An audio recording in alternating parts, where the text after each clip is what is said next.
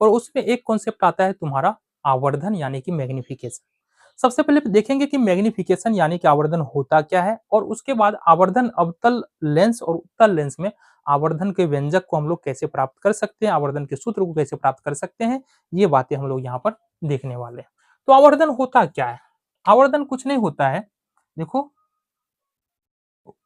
प्रतिबिंब की ऊंचाई, देखना जरा ध्यान से, प्रतिबिंब की ऊंचाई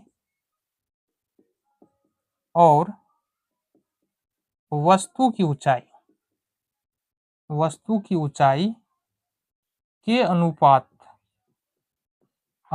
को आवर्धन कहते हैं। क्या कहेंगे?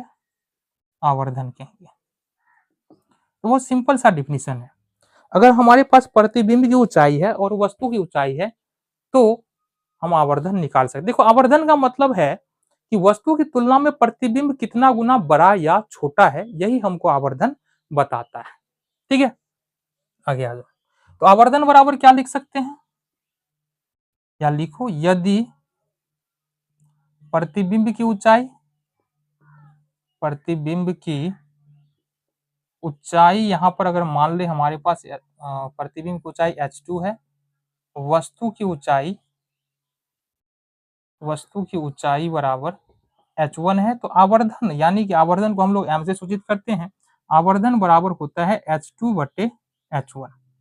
ठीक है, एक दूसरा भी सूत्र होता है लेंस में आवर्धन का, ये होता है m बराबर v बटे u। या फिर हम कह सकते हैं कि आवर्धन बराबर में h2 बट्टे h1 बराबर होता है v बट्टे u के।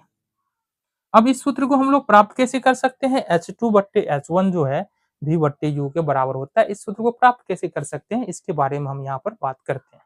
तो सबसे पहले हम देखेंगे उत्तल लेंस में आवर्धन का व्यंजक कैसे प्राप्त करते हैं।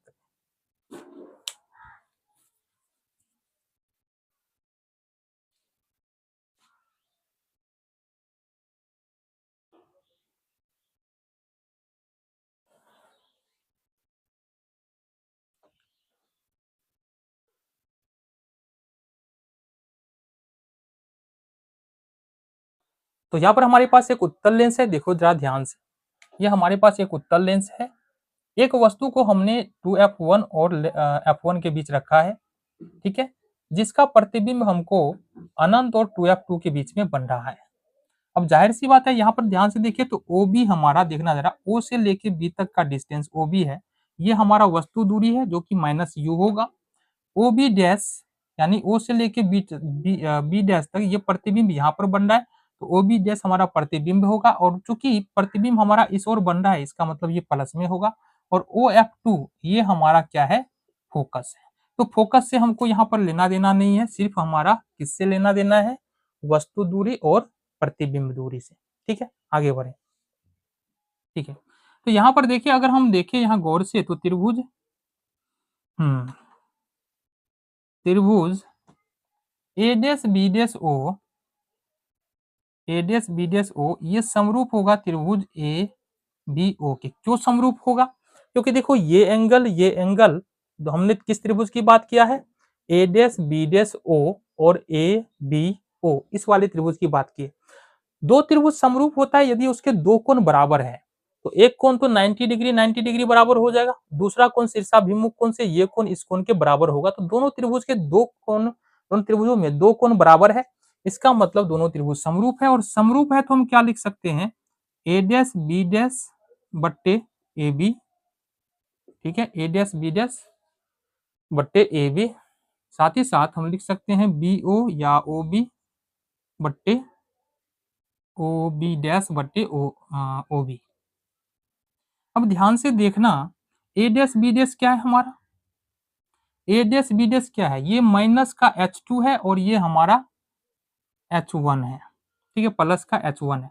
प्लस में क्यों है? क्योंकि यह दूरी ऊपर मापा जा रहा है, और चिन्ह परिपाटी हमने पढ़ा है, अगर हम मुख्य अक्ष के ऊपर दूरी मापते हैं प्लस में होता है, मुख्य अक्ष के नीचे दूरी मापते हैं ये हमारा माइनस में होता है। ठीक है, तो ये ए डैश बी डैश हमारा क्या हो जाएगा? माइनस h2, और ए बी हमारा क्या हो जाएगा? ध्यान से बताओ, ए बी हमारा हो जाएगा h1 बराबर में ओ बी डैश। तो ओ बी डैश हमारा क्या होगा? प्लस में हो जाएगा हमारा भी, और ओ बी हमारा माइनस में हो जाएगा यू। वो भी माइनस में होगा यू। ये माइनस से माइनस खत्म हो जाएगा, बचा क्या हमारे पास H2/H1 बराबर V/U, और ये रहा तुम्हारा आवर्धन का व्यंजक। ठीक है, इस प्रकार से हम आवर्धन का व्यंजक उत्तल लेंस में प्राप्त